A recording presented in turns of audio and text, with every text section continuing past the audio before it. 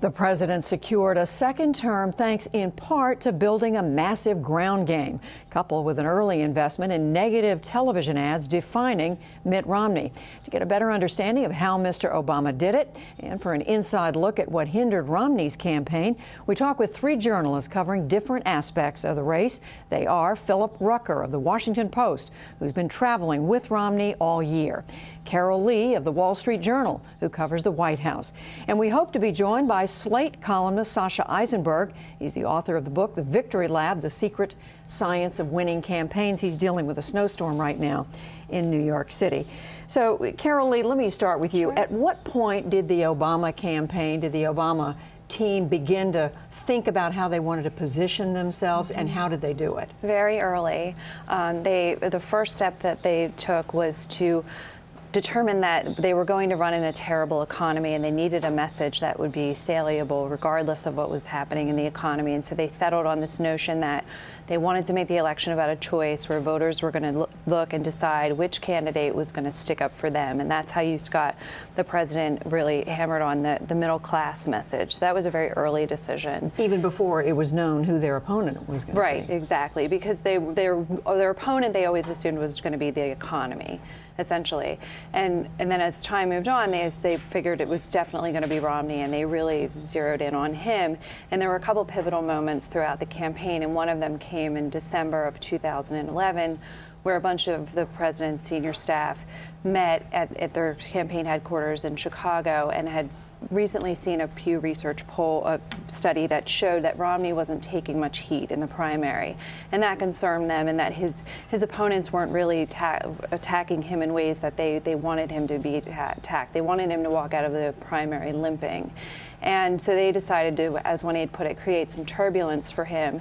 And in order to do that, decided they were going to go after his record on Bain Capital. And this was as the primaries were still The primaries were still, so it was an unconventional move for the sitting president and his aides to engage in a Republican primary, but they just threw out some things on Bain. They had some former Bain employees traveling through Iowa during the primaries in order to get Romney's opponents to engage, which they eventually did. As you'll remember, Newt Gingrich did and Rick Perry both did. So they really injected themselves into the primary process. Exactly. Well, PhilipRucker, let me turn to you. Tell us, first of all, how did the Romney folks early on see this campaign, and then how did they deal with this move by the Obama team, even in the primaries, to come after him? Yeah, well, from the very beginning, when Governor Romney got into this race, he and his advisors decided that they wanted this to be a referendum on President Obama's stewardship of the economy, and they thought that Governor Romney, given his years of experience in the private sector, could present himself as the only Republican sort of with the skills and know-how and experience to turn around the economy. And they were just going to hammer that message all year long, and indeed they did. But when the Bain Capital attacks came, the Romney campaign was pretty prepared for them. You'll remember back in 1994, in his race against Senator Ted Kennedy, he dealt with a lot of these same attacks over his career at Bain Capital, over the layoffs and closure of a lot of factories that Bain was investing in. And so the Romney campaign was prepared for those attacks, but they did not expect they would happen in the context of the Republican primary. They thought this would wait until the general election. And then when Newt Gingrich and Rick Perry brought it up back in January of 2012, the Romney campaign pretty effectively deflected those attacks. He ended up going on to win the nomination. The attacks didn't seem to really stick too much. And what that did is created a sort of a false confidence within the Romney brain trust that they had litigated this issue completely, and that come the general election, when the Obama campaign really stepped up its attacks on Bain Capital, that they just wouldn't stick. And of course, that was not the case. And at that point, Carol Lee, the Obama folks just bore down even harder. They did. And there was what they would describe as one of the most pivotal moments in the campaign came in May, when Obama campaign manager Jim Messina and other top aides went to the White House. They had a meeting with the president in the Roosevelt Room and said, we're thinking about basically spending 20% of our overall campaign budget on attacking Mitt Romney on Bain Capital, and here's how we're going to do it, and we're not going to let up. And we're going to get him at a moment when he's vulnerable, because he's coming out of a primary, he's a little bruised, and he can't spend his general election money until after the Republican convention. Sasha Issenberg, I want to bring you into this, because meanwhile, while all this strategy planning was going on, in terms of a ground game, the Obama folks decided very early on they were going to take something they had started in 2008 and virtually double down on it. Tell us just very quickly how that worked. Yeah, I mean, so this is basically an instance of, I think, tactics sort of informing strategy.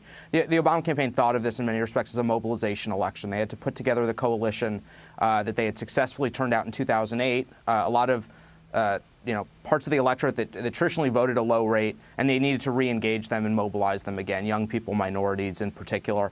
And what they had on their side was a whole bunch of new tools.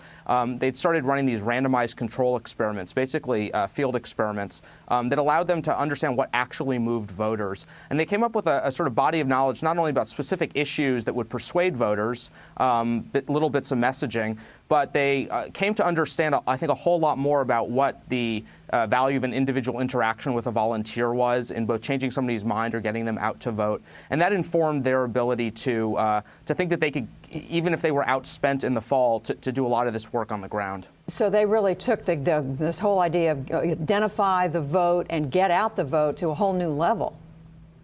Yeah, and understanding what actually moves people. I mean, I think there have been some big strides in 2004 in understanding how you segment the electorate, how you understand where your targets are, but people still didn't really know what happened when you interacted with them and who you should be trying to persuade, who you should be trying to mobilize, and at what time. And the Obama operation, by using experiments, got a whole, I think, new franchise on understanding the best way to sort of allocate resources and what you can use volunteers to do that you don't have to spend your TV money on. And so, meanwhile, Phil Rucker, from the Romney camp's perspective, they didn't lock down the nomination until the spring of this year. By that time, that whole ground effort was very far along. How did the Romney camp view what the Obama folks were doing? They were, in many respects, in awe of what the Obama folks were doing, and they did not have the resources or the manpower or, frankly, the time and energy to devote to trying to catch up. They thought they could lock down this primary nomination by the end of January or early February, and what ended up happening is they played this sort of extended game of whack-a-mole where a different candidate would come up every month, and it wasn't until the end of April that they secured the nomination. And by that point, Governor Romney's campaign was pretty much broke. His image was severely battered by that nominating battle. He had lurched to the right on a number of issues, and he was just really in a bad position to try to take on the Obama machine. They began to try to assemble a ground game and started raising some money, but even up until the end of the election this month, they didn't catch up. All right, in just a very little bit of time we have left, Carol Lee, what would you say the Obama folks believe is the most important thing that made the difference for them? That front-end spending that they allowed them to, how they would say, is just soften Romney up ahead of going into the Republican convention. And then, luckily, they caught some breaks, too. If you remember that Romney's 47% tape came right after that moment and kind of underscored the argument they were making. Right. And Phil Rucker, what would the Romney people say was mainly responsible for what happened? Well, they certainly point to the same things Carol just talked about. They also think that the Obama campaign was just really exceptional in turning out voters and kind of identifying supporters in some of these states like Ohio and Virginia and Florida. And in the end, they weren't able to match those metrics. But it was really an image problem for Governor Romney, and all through the summer he was beaten up to the point where there was this foundational, severe image problem he had, and he just couldn't recover even in that first debate. And a quick final word from Sasha Issenberg on how much difference the Obama people believe that sophisticated ground game made.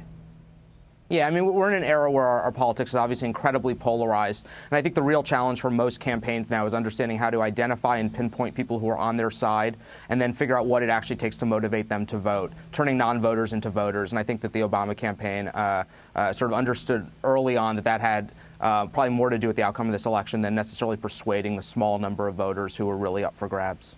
Sasha Issenberg, thanks to you especially for getting through that storm in New York City. Thank you, Phil Rucker, Carol Lee. We thank you all three. Thank you. Thank you. Elections don't just give us new elected officials. As we just heard, they also give us lots of information about the country. Dante Chinney of Patchwork Nation starts to analyze some of that data on our rundown.